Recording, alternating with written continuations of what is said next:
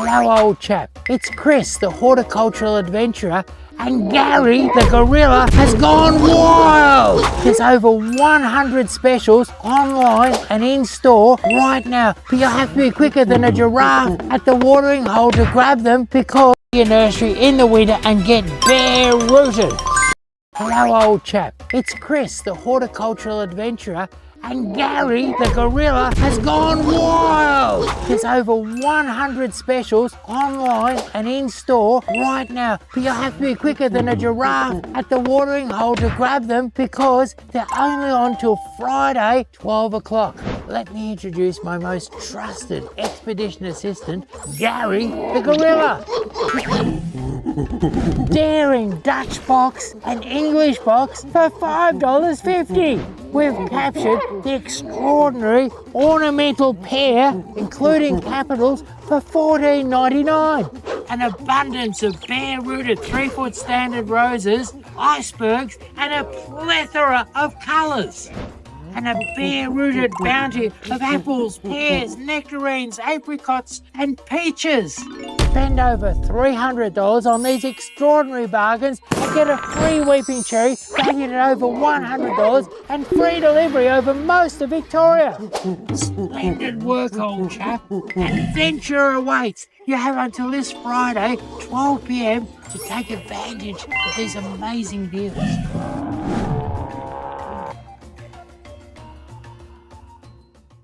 Here we have a great combo, a beautiful dark green, tight low oriental pearl hedge. And this is going to be covered in white blossom in a couple of weeks. And here behind it, we've got a ficus hedge, neatly trimmed. And your ficus is luscious, it's green, it's very, very dense and beautiful. But I love the contrast. Look at the contrasting different foliage. It's sort of a light green ripply foliage coming down to this dense dark green foliage. And when you trim it up, you get a lovely finish on it. A great combo for that layered look. The light green and the dark green, the low and the tall, beautiful.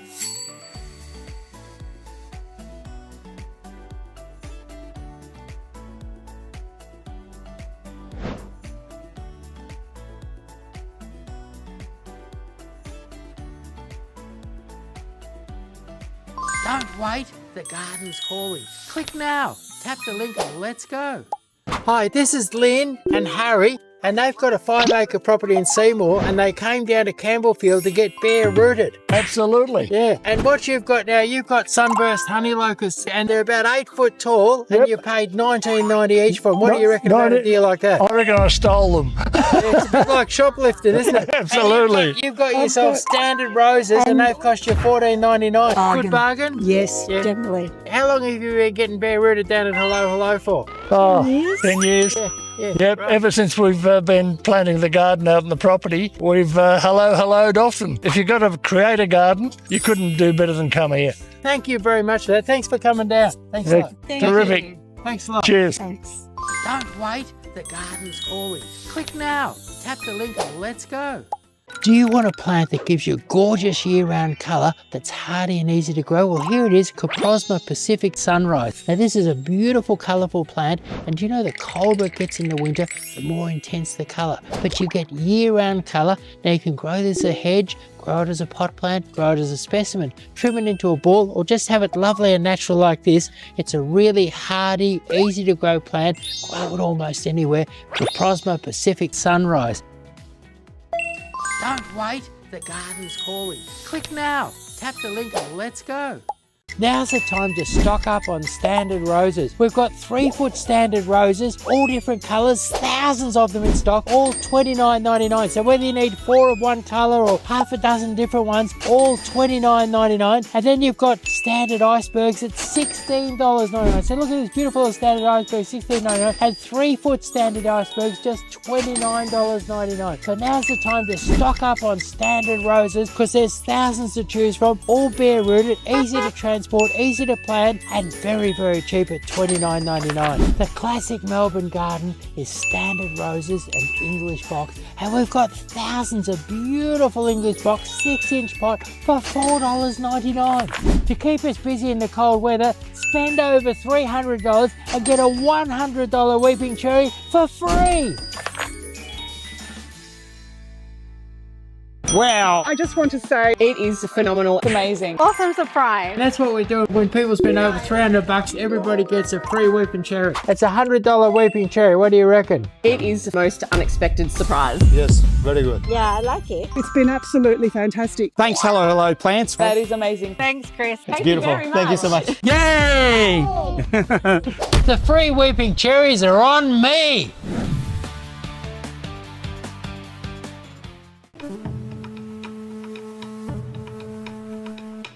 Finally, inner peace.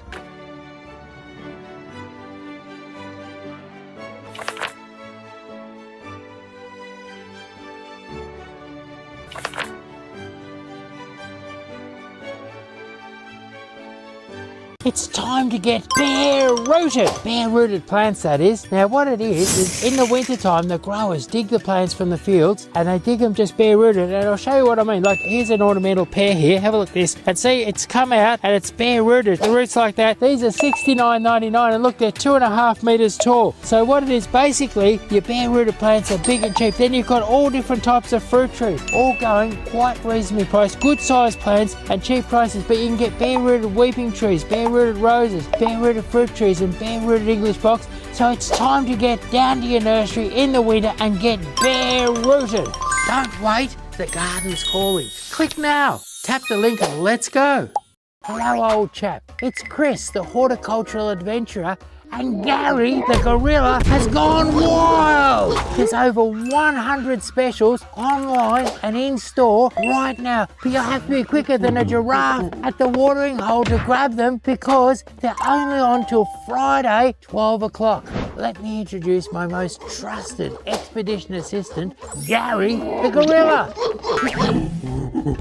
Daring Dutch box and English box for $5.50. We've captured the extraordinary ornamental pear, including capitals, for $14.99. An abundance of bare-rooted 3-foot standard roses, icebergs, and a plethora of colours.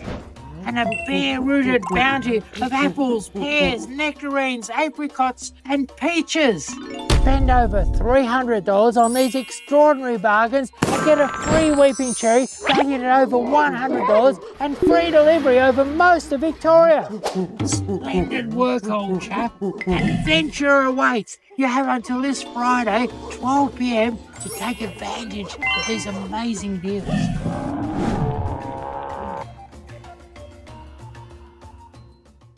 Here we have a great combo, a beautiful dark green, tight low oriental pearl hedge. And this is going to be covered in white blossom in a couple of weeks. And here behind it, we've got a ficus hedge, neatly trimmed. And your ficus is luscious, it's green, it's very, very dense and beautiful. But I love the contrast. Look at the contrasting different foliage. It's sort of a light green ripply foliage coming down to this dense dark green foliage. And when you trim it up, you get a lovely finish on it. A great combo for that layered look. The light green and the dark green, the low and the tall, beautiful.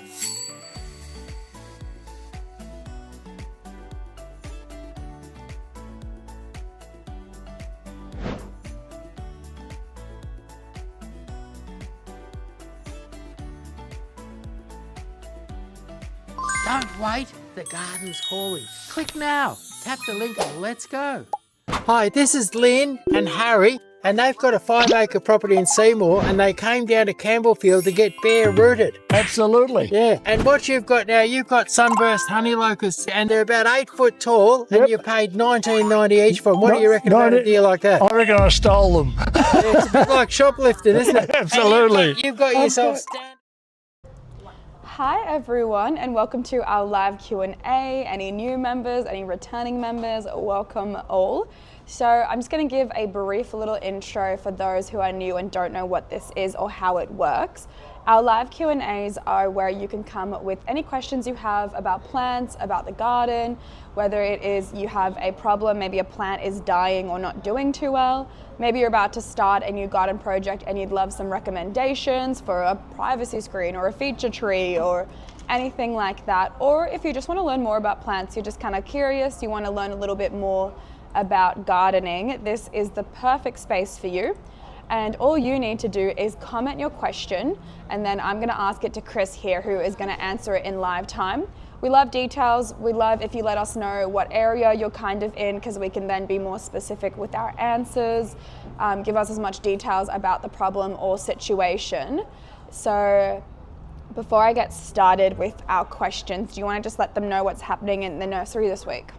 Well, spring is just round the corner. You've got bud swell. We've got some of our plums are blossoming, and magnolias are coming into blossom. Actually, just out the door there, we should really bring it in and give people a look. There's an amazing red magnolia with the most enormous flower just coming into flower today. So it's that stage where you've got bud swell on lots of plants, and you've got so it's spring's just around the corner, and you've really got to start doing that bit of pruning that you're meant to do, or fertilizing, or getting some planting done, or getting out and getting those bare rooted plants that are so much cheaper and so much better to buy in the at this time of year. So it's getting towards the end of that bare rooted season where you can get all sorts of fruit trees and blossom trees and things cheaply, and roses cheaply. And it's getting quite busy in the nursery because it is getting towards the end of that season. So that's really where it's at, and it's time. And I actually think that right now is a great time for a lot of your pruning of deciduous plants. I think they're happier about being pruned just as you're starting to get a bit of bud swell and a little bit of movement. Amazing. All right, we're going to kick it off with our first question. I have some Strelitzia, which I think is bird of paradise, Yep. common variety. If I plant them in my garden beds, will they become invasive? They're quite, I wouldn't really call them invasive, but they do get bigger than what you think, and they can be a problem. If you put them in too small a garden bed and they fill it up and become oversized, they're very hard to get out. So I wouldn't call bird of paradise invasive, but I think that people should think ahead, imagine how big it's going to get, and give it plenty of space. I often see them in little skinny garden beds where they grow up and they hang over the sides and don't look any good. So don't go for a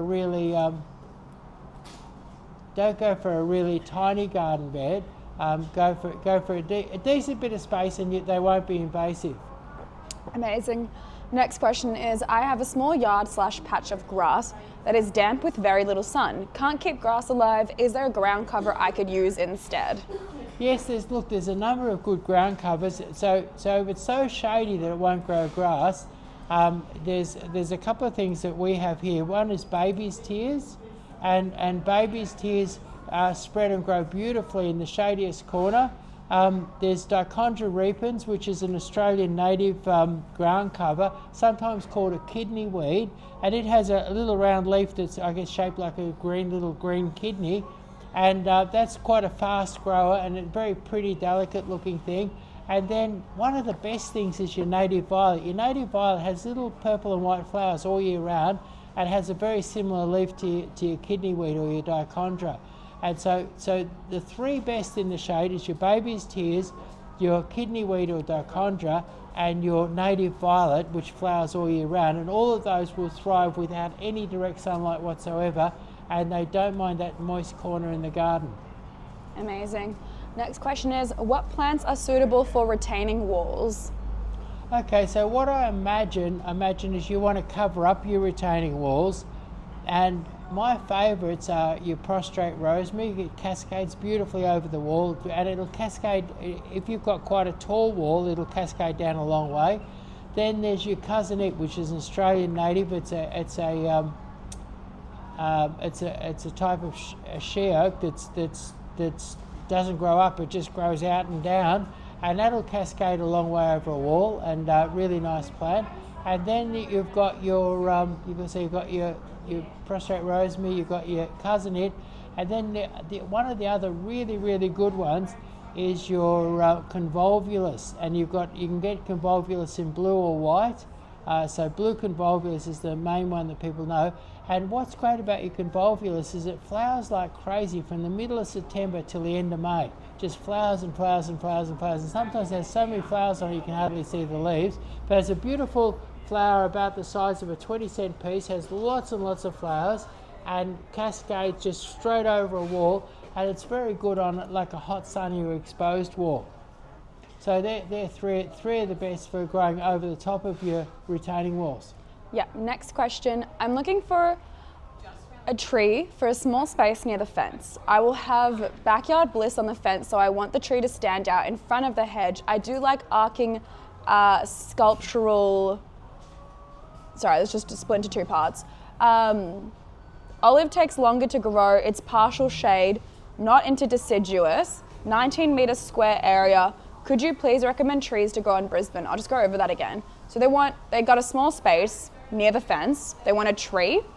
They got backyard bliss on the fence. They like arching kind of sculptural type of vibe.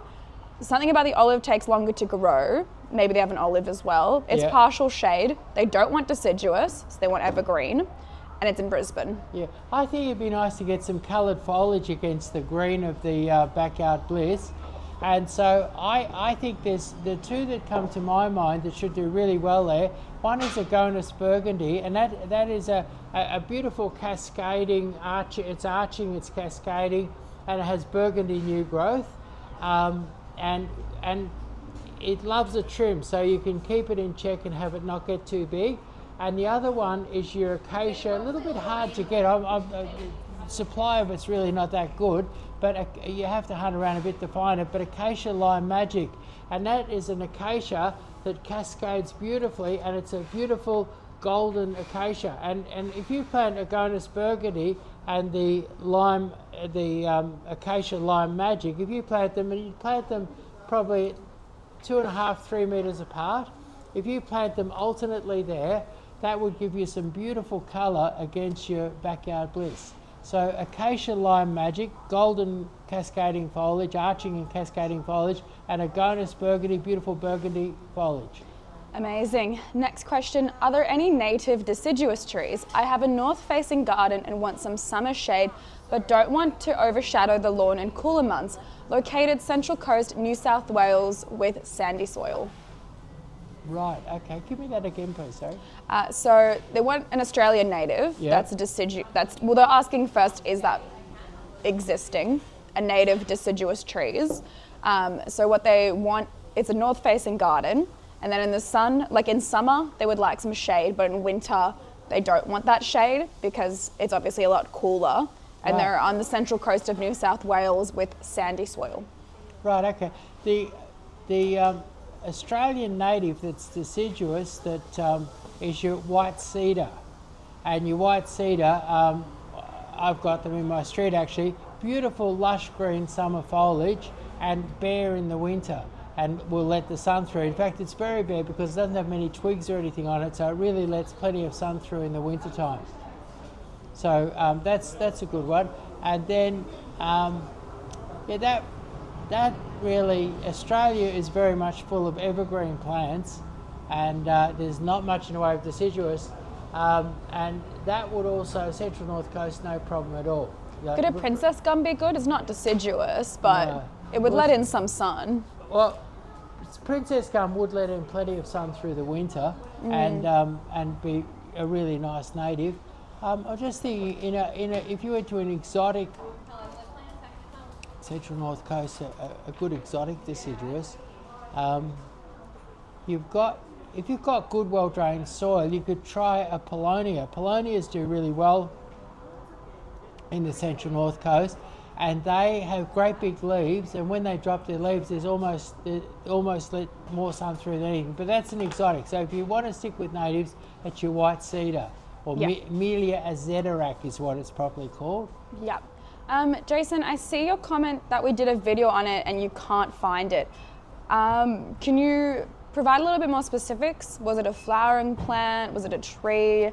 Because we can try and figure out what plant it is if you're trying to find the plant. If you could just give us more details. But in the meantime, I'll move on to the next question, which is, what do you think of coastal Banksia inferno? In What do you think of coastal Banksia inferno? look, I think that's a beautiful plant. It's lovely flowers, really nice plant. Yeah. Great. All right, next question is, how can I prevent indoor plants from getting leggy? It would be a lack of light that's causing legginess. So if you could put them into some sort of lighter, brighter spots, they'll get less leggy. And then apart from that, it would be nipping the centre out of like something if it's something that you can nip the centre out of. If it's like more of a bushy type of thing, nipping the centre back and causing it to bush up. But more light and nipping them back a little bit would be the answer. Yeah. Next question, how do you take care of indoor plants? Look, most people, and I think this is really the key to it, most people don't that much. So what you need indoor plants that are really tough and suited to the location that you put them in. So I think the trick is if you choose them, like when you go into the nursery, instead of getting the fanciest looking indoor plant you can find, get advice and get something really, really, really tough. And like the two main indoor plants in my lounge room are 10 or 12 years old, and that's because we chose really, really tough ones. And the trick is that we don't care for them terribly much. Like the odd bit of water, repotted every couple of years. And so if you choose really tough plants, and perhaps get your nurseryman to help you choose a really tough plant, if you choose really tough plants, you can care for them very little and have really great plants. And that's also like if you're talking to your nurseryman, whether it's got a bit of sun coming through the window or very cool and shady or a warm sunny room, if you go and talk to your nurseryman and say, look, I've got a very warm, hot room or whatever, and get him to help you choose the right plant for the job. And I think choosing the right plant, and then the plant tends to look after itself. Great. I don't know if this comment got cut off, so feel free to send another comment if there was more to it. But someone would also like to know what you think of the white trumpet tree and scrub cherry. They say they don't like bushy. White trumpet tree, when you say that, I'm thinking of a, what do you call it, I see the rest of the comment. I like to see some stems, also love multi-stem but don't like camellia. Right, okay, so your white trumpet tree is, I can't think of the proper name for it, it's a beautiful thing, I love them, datura. So datura would be what, if Google white trumpet and see what comes up, but I think we're talking datura. A datura, beautiful tree, sort of a lovely shape to them, beautiful cascading, big white trumpet flowers on them, in flower, and they flower for months and months and months, and they're a really beautiful tree. And what's the other one? Is the bush cherry, is it? It says actually, yeah, just look over there. That's what, when I Googled white trumpet tree, that's what came up. White trumpet, oh right, okay. Yeah, so that's a tropical tree. Down south in Melbourne, where I come from, where a white trumpet tree would be a datura. And what's the other one that we're looking at is a bush cherry.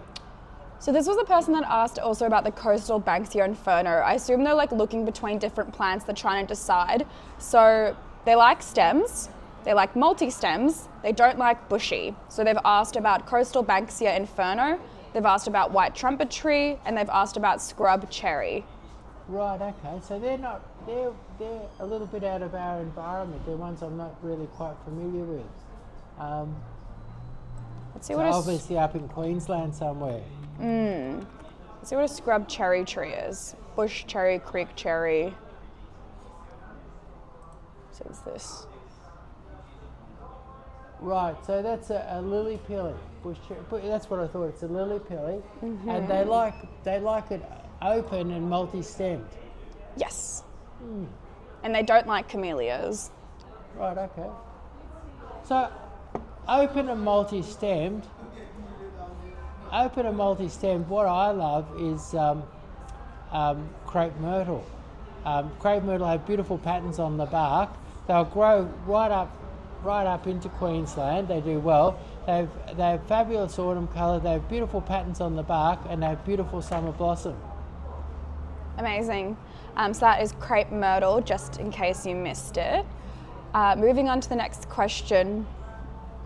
What do you recommend for a rounder pool for screening? Have slender weavers at present, but worried it will become invasive.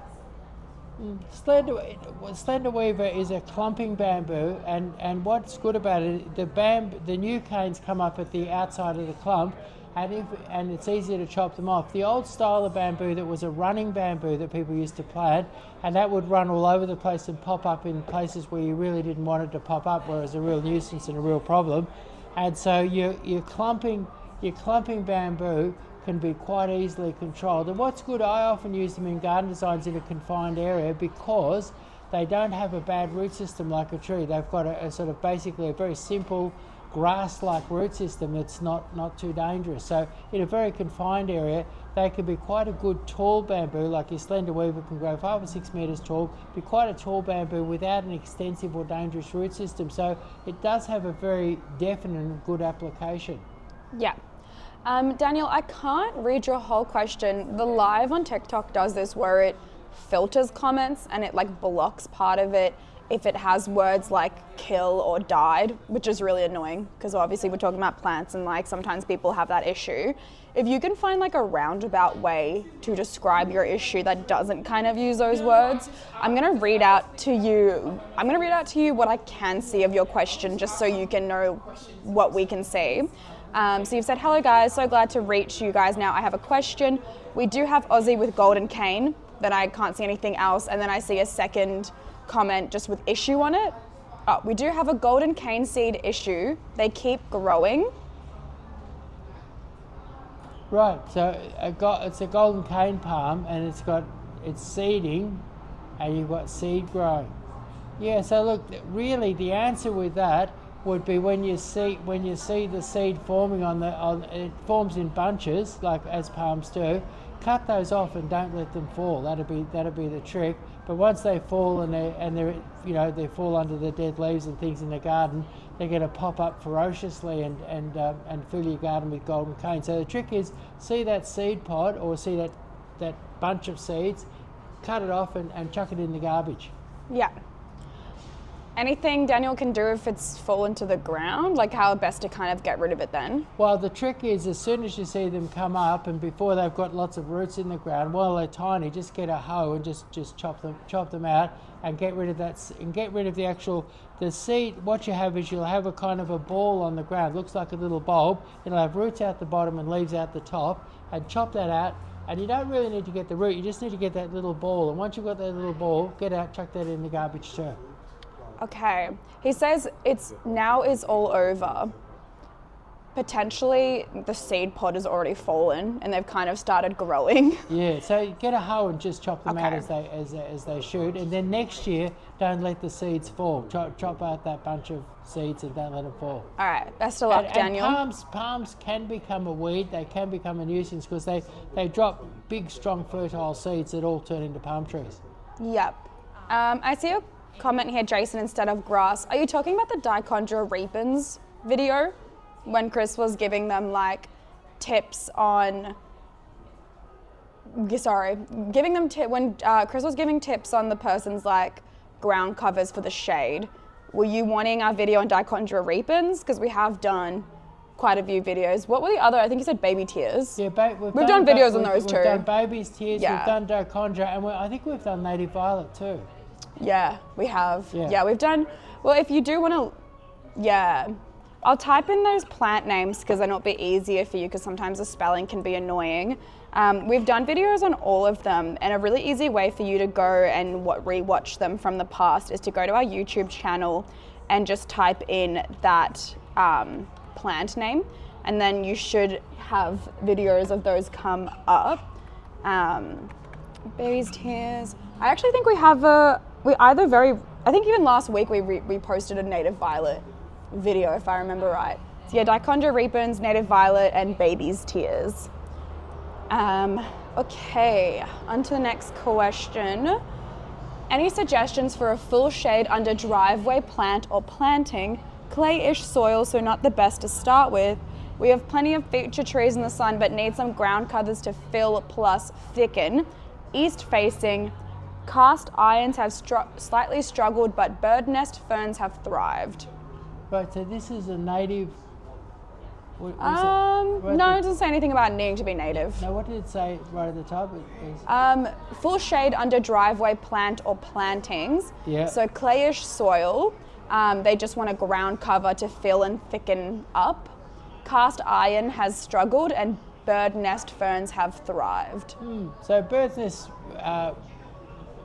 nest ferns thriving would tend to indicate that it's fairly moist. And you do really, really well with native violet there. Like native violet would love a moist clay soil, no problem. Love that sort of moist, cool conditions. The sort of place where a bird's nest would thrive.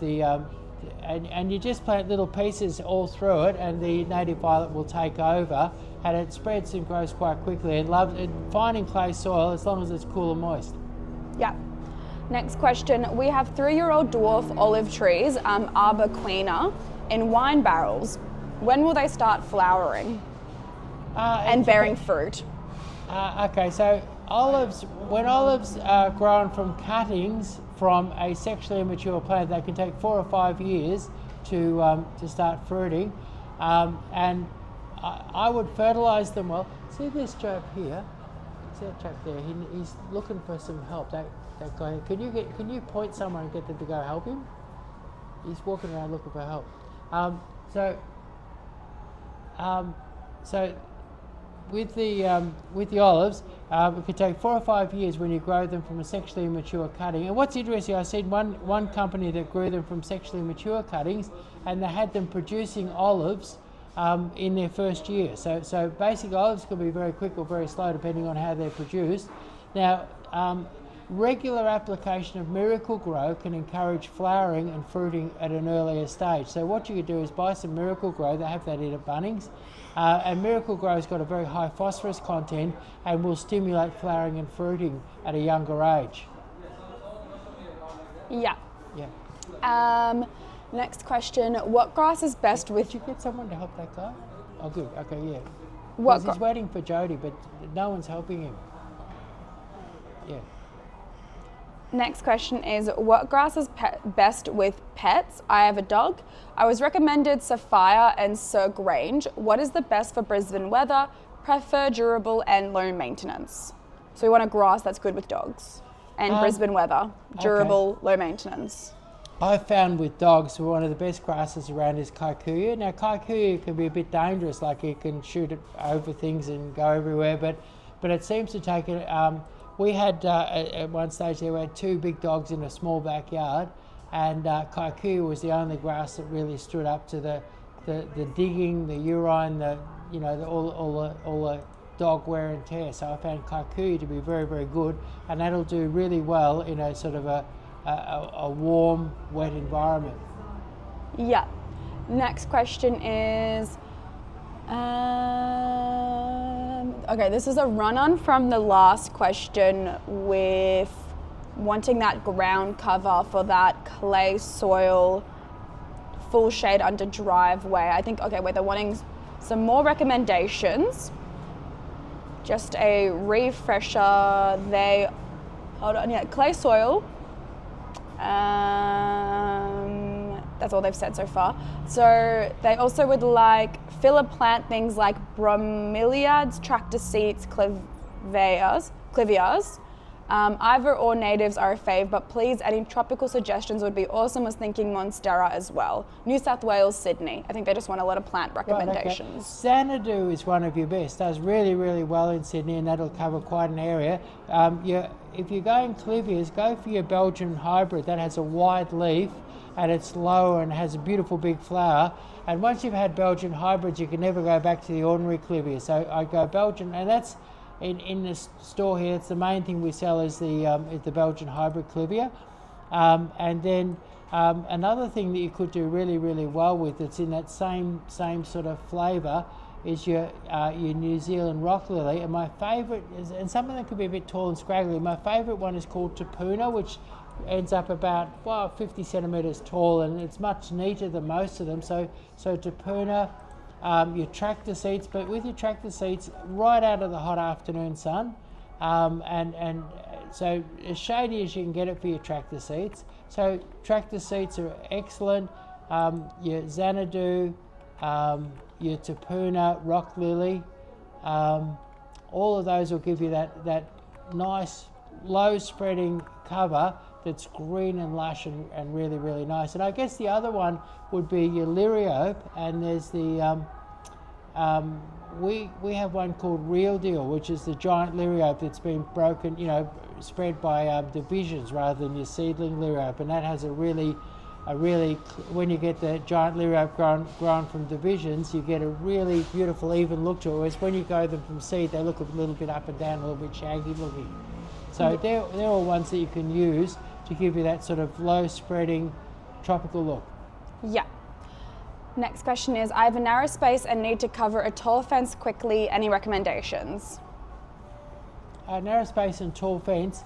If it's really, really narrow, what you can do is you can put up a little bit of trellis, like some heavy wire, some heavy gauge wire squares like that. You can put that up on some poles, and you can grow a hedge that's 2 or 3 meters tall and only 20 centimeters wide by putting up some trellis or wire and then putting Chinese star jasmine on it, and then the Chinese star jasmine will tend to grow out from it. But what you do is you get some plant clips and you clip it back flat, and you can make it, and there's lovely examples. If you go on the internet and Google Chinese star jasmine wall, you see beautiful examples of Chinese star jasmine walls.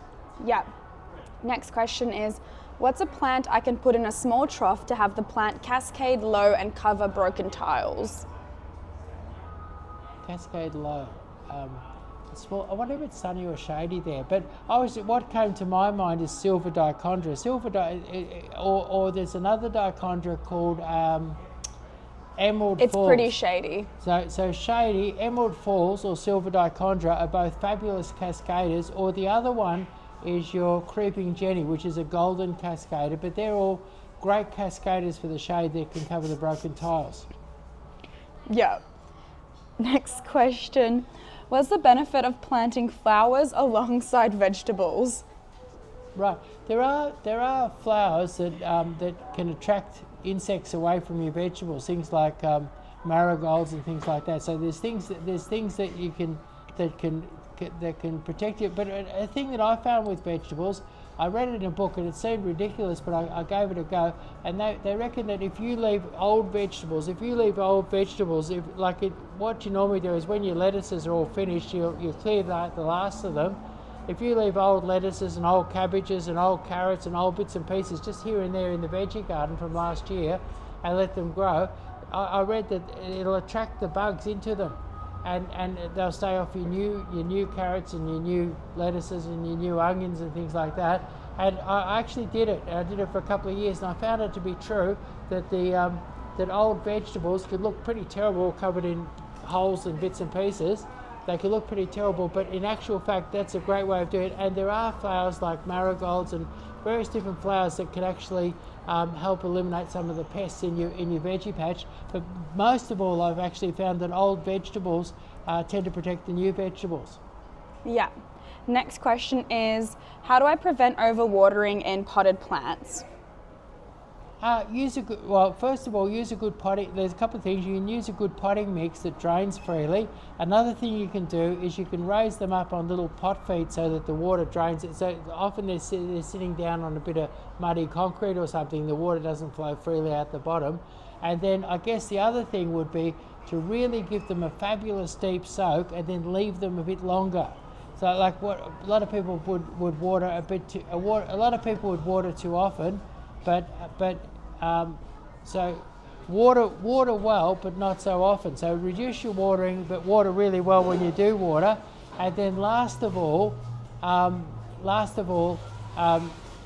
really good potting mix. Like one of the things that people don't realise with potting mix is that they might see that people say, oh yes, I can buy a 30-litre bag in one of them big stores for $6. do you know that the plastic bag costs $1 and putting it in the store costs another $3 or $4, so there's only 50 cents left over for the actual potting mix.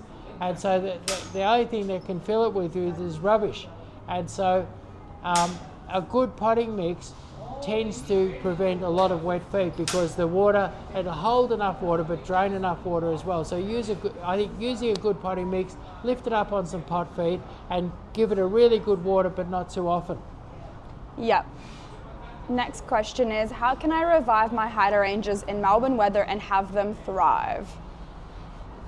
Hydrangeas want to be out of the hot afternoon sun. They need water, plenty of water and regular small doses of fertiliser. And whatever you've got, use a bit of dynamic lifter, a bit of osmocote, a bit of chicken manure, whatever you've got. So give them a good feed. And the other thing is that you can some people want blue hydrangeas and some people want pink hydrangeas. Pink hydrangeas are delivered by putting heaps of lime on them, and blue hydrangea, you buy the packet of blue stuff in the hydrangea bluing stuff, and you can put that on them. So water, but water, and your water and fertiliser, and and out of the hot afternoon sun, and your hydrangeas will go crazy. Yeah. And there's another little thing, and that is that with your normal the hydrangeas that have the big round head, each year when you prune them, you only prune off half the branches and leave the other half intact because they only flower on the second year wood, not on the first year wood. Next question is, we have Strelitzia nicolai outside. That's the giant bird. Yep. And leaves have turned white/transparent. Why/what can we do? Well, I would say something's gone terribly wrong. Like maybe you've had it in deep shade and then you put it into hot sun or something like that. Something's gone very, very wrong with it. And they're sort of a bulb that comes from the ground. So what I would do is I would put it in a nice shady spot and hope that it reshoots with some nice green leaves, and perhaps put a little bit of osmocote or something on it and keep it moist, not overly wet. But I'd say that it's probably had some sudden transfer from hot sun to shade, or from shade to hot sun, sorry. Yeah. What potting mix should I use for ferns? Look, just a good quality potting mix. Something that's readily available in Victoria in your Bunnings stores would be like a Debco mix. Would be a good safe mix, but yeah, like just a not a super cheap mix and a good premium mix is all you need for your ferns. Yeah. Next question. What are some plants that thrive in shaded gardens? Shady gardens, tractor seed. They have those beautiful round things, round leaves, and they actually look like a green, shiny, old-fashioned tractor seed. Then you've got things like your New Zealand rock lily, and a bigger plant that's really, really nice is a Bartolina. It has these amazing, big, cloudy, fluffy purple flowers and great big velvety foliage. And then we're just talking about hydrangeas. Hydrangeas love the shade, and there's a really interesting collection of hydrangeas around, including oak leaf hydrangeas. So hydrangeas are another shade lover. We mentioned clivias before. Clivias are great in the shade. Oyster plant, rock lily. And then there's things like Daphne, camellia, and Mexican orange blossom, all lovely fragrant plants, all great in the shade. Yeah. Next question is, what's the difference between pruning and deadheading?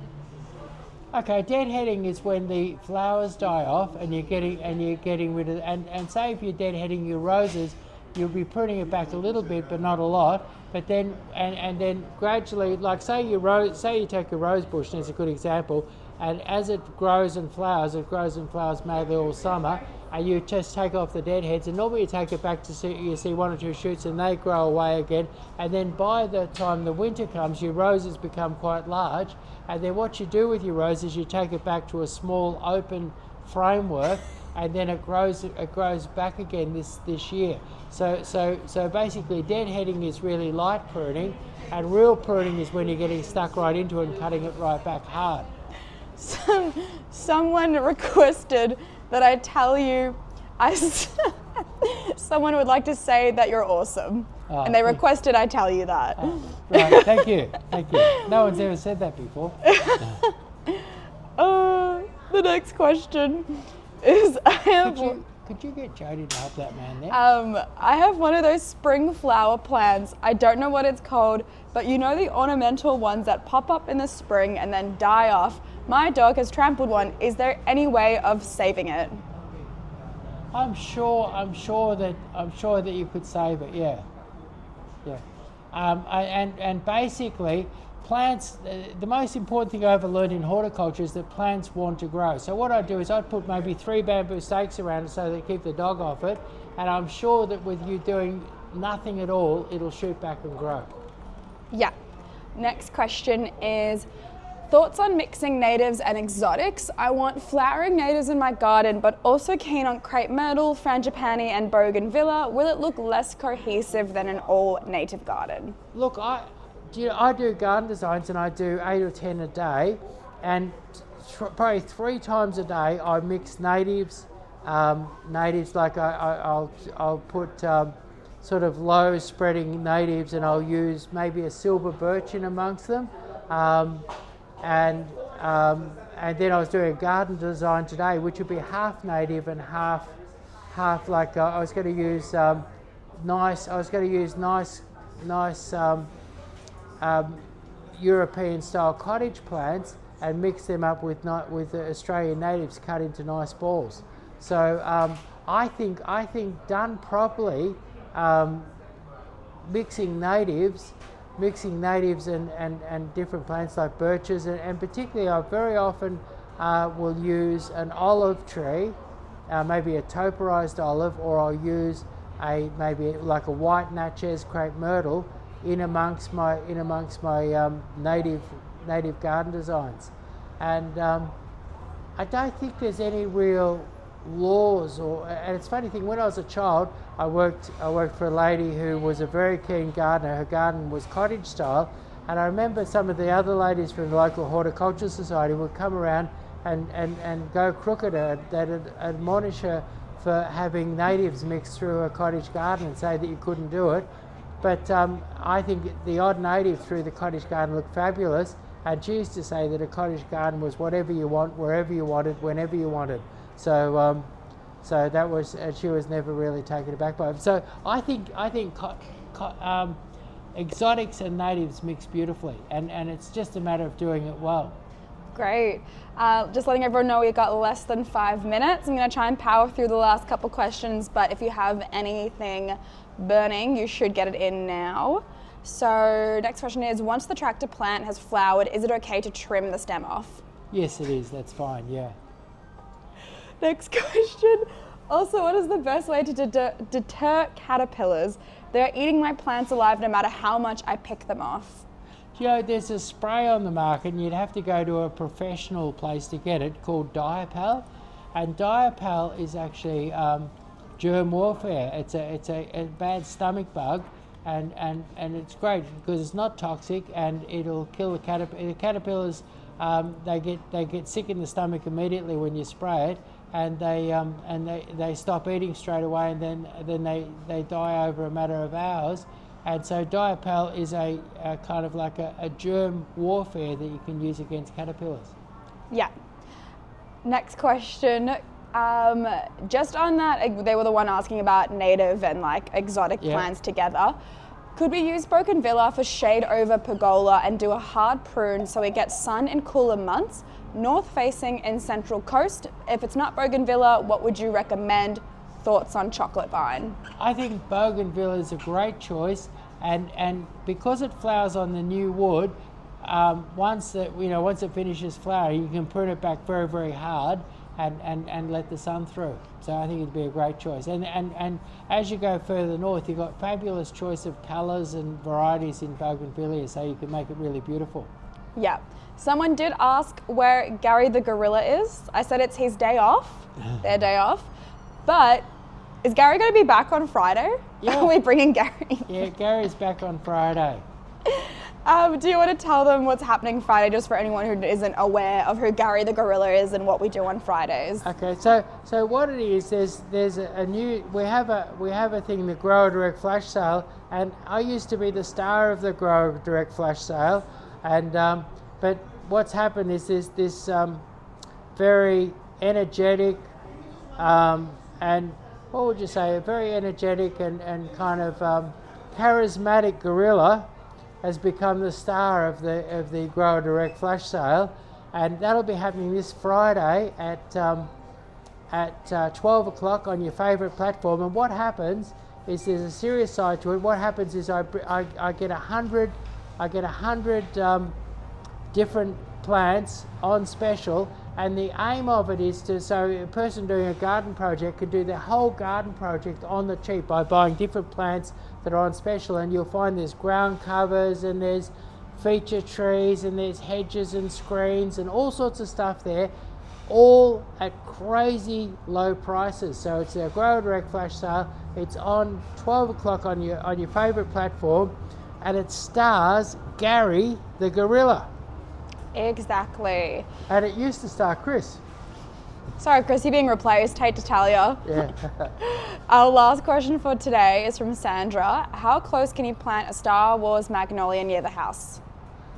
Star Wars is a really strong grower, and I would keep it 2 or 3 metres away from the house at a minimum, and maybe 5 or 6 ideally, but 2 or 3 if I was stuck for space. Okay. Doesn't have a real bad root system, but quite a big tree. Yeah.